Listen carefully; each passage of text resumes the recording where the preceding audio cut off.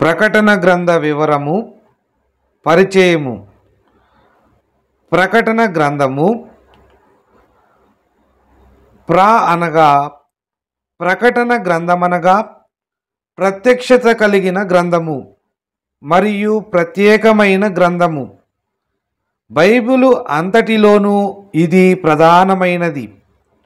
ఎందుకనగా 65 పుస్తకములలో ఉన్నదంతయు ఈ గ్రంథములోనే ఉన్నది గనుక ఇది ప్రకటించవలసినదే గాని దాచవలసినది కాదు. ఈ గ్రంథము ప్రపంచమంతటికీ నోటీసు వంటిది. ప్రత్యేకింపబడిన యోహానుకు ప్రత్యేకముగా చూపించి వ్రాయించినది గనుక ఈ గ్రంథమును చదువువారు దీనికి ప్రత్యేకతనిచ్చి చదువవలయును. అనగా కనికరము చూపించు గ్రంథము, ప్రతివారి హృదయమును కదిలించే గ్రంథము, కఠినమైన గ్రంథము, కలవరపరచే గ్రంథము, కడవరి శిక్ష తెలియపరచు గ్రంథము, కన్నులను తెరిపించే గ్రంథము, కన్నీరు తుడిచే గ్రంథము, కడవరి తీర్పు గల గ్రంథము. అనగా టర్నింగులు గల గ్రంథము.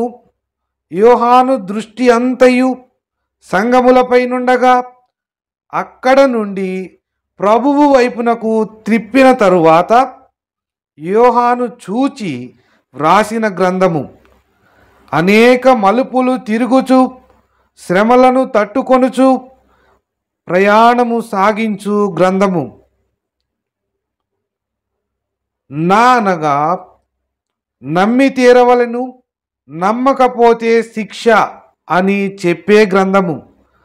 నమ్మకపోతే చెడిపోయేది నీవే అని చెప్పే గ్రంథము. నమ్మకము గలవారిని నడిపించే గ్రంథము, నమ్మని వారి గతి చూపించే గ్రంథము. నమ్మిన వారు సజీవులు, నమ్మని వారు నిర్జీవులు గనుక సజీవుల గుంపు యొక్క నిరుకు చూపించే గ్రంథము, మృతుల గుంపు యొక్క నిరుకు చూపించే గ్రంథము. కాబట్టి ఈ ప్రకటన గ్రంథమును ప్రతివారు చదవవలయును, పిమ్మట ప్రకటించవలయును. ఎవరు ఈ పనికి పూనుకొందురో వారి కొరకు పరలోకము ఎదురు చూచుచున్నది. అట్టి వారికి సహాయము చేయుటకు ప్రభువే దిగివచ్చును. ఈ విషయమును నమ్ము వారిని ధన్యులని పిలుచును.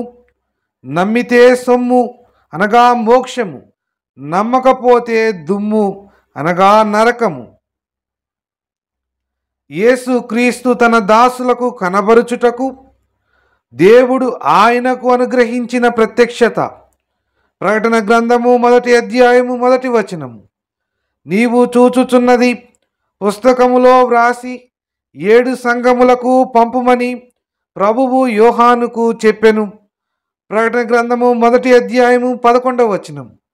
యోహాను ఆత్మవశము, ఆత్మ ప్రత్యక్షత, ఆత్మ సంచారము అనుభవములు కలిగినందున ప్రకటన గ్రంథము 1వ అధ్యాయము 10వ వచనము, ప్రకటన గ్రంథము 1వ అధ్యాయము 12వ వచనం నుండి 20వ వచనం వరకు, ప్రకటన గ్రంథము 4వ అధ్యాయము 1-2 వచనములు ఈ గ్రంథమును వ్రాయగల దాసుడాయను.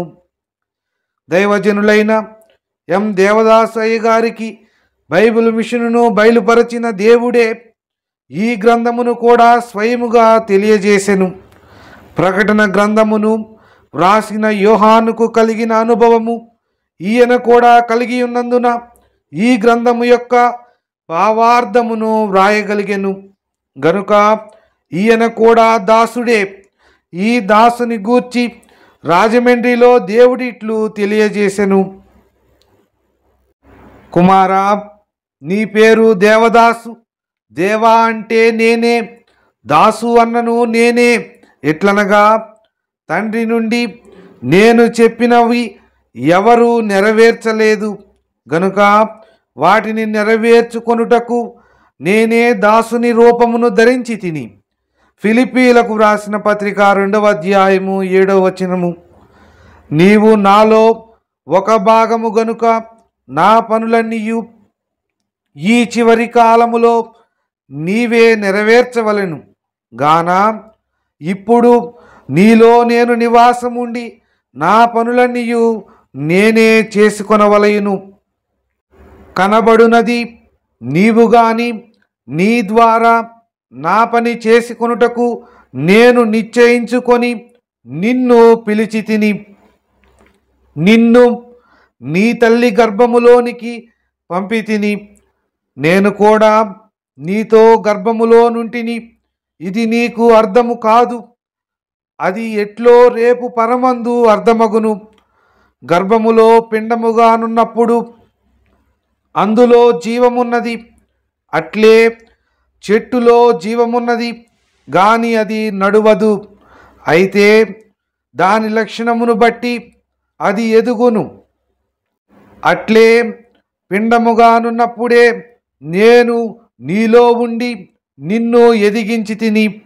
అదే రూపముతో ఎదిగి జన్మించిన నీవు దేవదాసువు. అనేకులు ఈ పేరు పెట్టుకొనుచున్నారు గాని వారికి నీకును చాలా తేడా ఉన్నది. నీవు నన్ను చూపించేవాడవు, వారు పేరును చూపించువారే గాని నన్ను చూపించలేరు. దేవదాసయ్య గారు ఇట్లు చెప్పిరి, మీరు ఎందరు నన్ను ఆక్షేపించినను నా అనుభవమును ఎవరు తీసివేయలేరు. తండ్రి పరలోకములోనున్నారు, నేను తండ్రి యొద్ద ఉన్నాను. తండ్రి అయిన దేవుడు నాతో మాట్లాడుచున్నారు. రాజమండ్రిలో దేవదాసయ్య గారు ప్రకటన గ్రంథ ప్రతి అధ్యాయము యొక్క విభజనను వ్రాసిరి.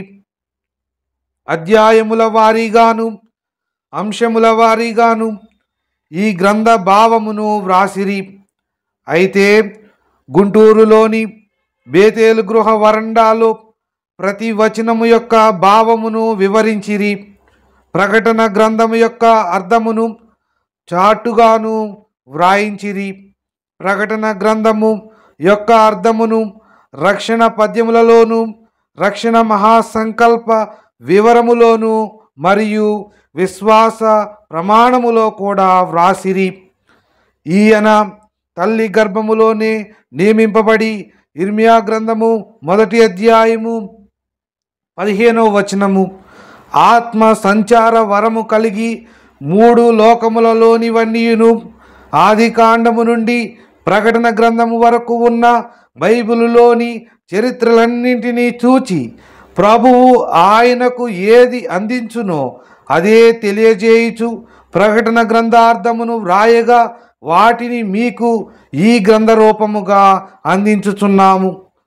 దానియేలు గ్రంథమును దానియేలునకు బయలుపరచిన దేవుడు, దానియేలు నీవు ఈ మాటలను మరుగు చేసి అంత్యకాలము వరకు ముద్రింపుము అనెను.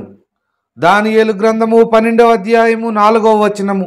గనుక ఆ గ్రంథము ముద్రింపబడినది గాని ప్రకటన గ్రంథము ప్రకటింపబడవలసిన గ్రంథమై ఉన్నది. ఈ గ్రంథము యొక్క వ్యాఖ్యానకర్తలు వివిధ అర్థములుగా వ్రాసిరి. కానీ దేవుడు దైవజనులైన దేవదాసయ్య గారికి ప్రకటన గ్రంథకర్త అయిన యోహాను గారినే పంపి విశదపరచిరి. మీరు వ్రాస్తే తప్పులు ఉండును గాని నేను చెప్పిన ఎడల తప్పులు ఉండవు అని అయ్యగారికి ప్రభువే స్వయముగా ఈ గ్రంథార్థమును బయలుపరచిరి. ఈ గ్రంథము అన్ని భాషలలోనికి తర్జుమా చేయబడి ప్రపంచ దేశములన్నింటిలోనికి వెలువడగలుగు రీతిగా ప్రార్థించగలరు. రక్షణ మహాసంకల్పన ప్రకటన గ్రంథ వివరము ఈ లోకమందు వివరించగలిగిన వారే రేపు 1000 ఏండ్ల పరిపాలన కాలమందు సువార్త సేవ చేయగలరని దేవదాసయ్య గారికి ప్రభువు తెలియపరచిరి. గనుక ఇది ప్రాముఖ్యమైన గ్రంథమై ఉన్నది. ప్రతి వారును ప్రకటన గ్రంథమును చదువవలెనని అయ్యగారు బోధించిరి. ఈ గ్రంథము మీ ఆత్మీయ జీవితమునకు మేలుకరముగా ఉండునట్లు ప్రార్థించి ప్రచురించుచున్నాము. చదువువారును గైకొనువారును ధన్యులని వ్రాయబడి ఉన్నది గనుక అట్టి ధన్యకరమైన జీవితము దేవుడు మీకు అనుగ్రహించునుగాక. ఆమేన్.